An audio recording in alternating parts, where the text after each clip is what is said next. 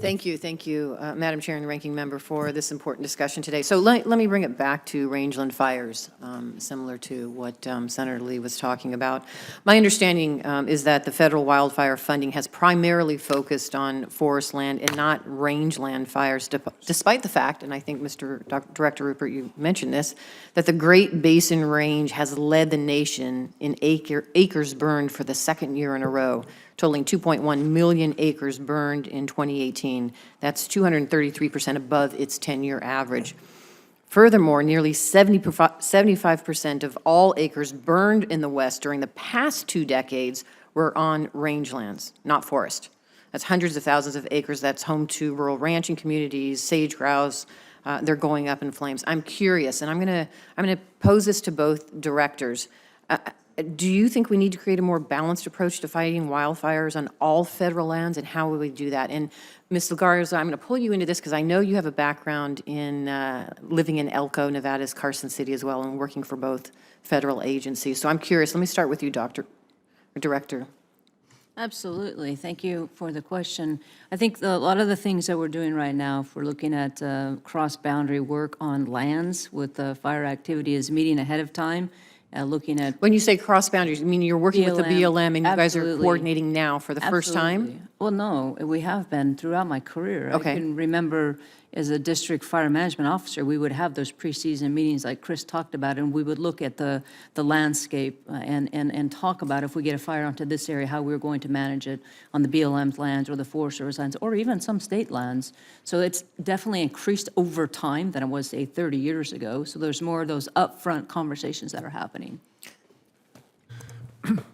Just to reinforce, I mean, I think that collaboration is absolutely there. I mean, we have employees that are co-located in the same office. So let me stop you there. I appreciate the collaboration. I'm talking about the federal funding.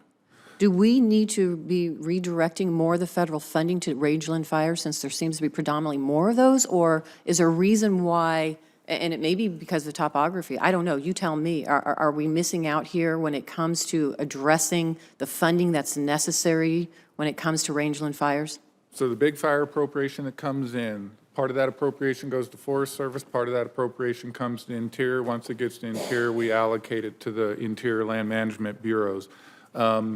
The suppression part of that appropriation, so the big pot of money that we use to respond to these big fires, is essentially agency neutral.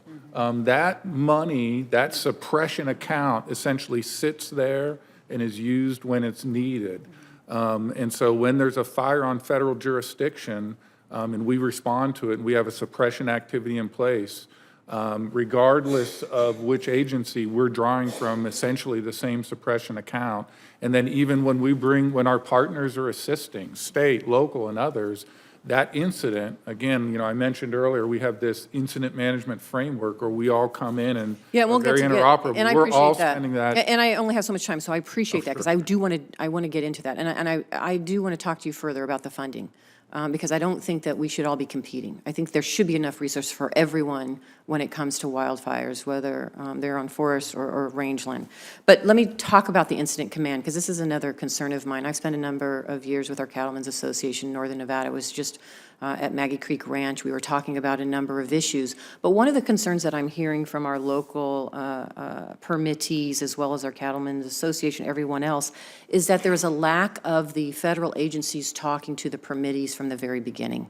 There's a lack of coordination, so much so that some of our ranchers, our local fire departments, or local government resources are not being utilized in this discussion, particularly when it comes to an incident command and something is happening, when they can spot a fire immediately because it's their land, and they can't take action right away. And then when the incident command steps up, there's sometimes misinformation, miscoordination, and we're not doing what we should be doing to really tackle the fire and work with all the state local folks.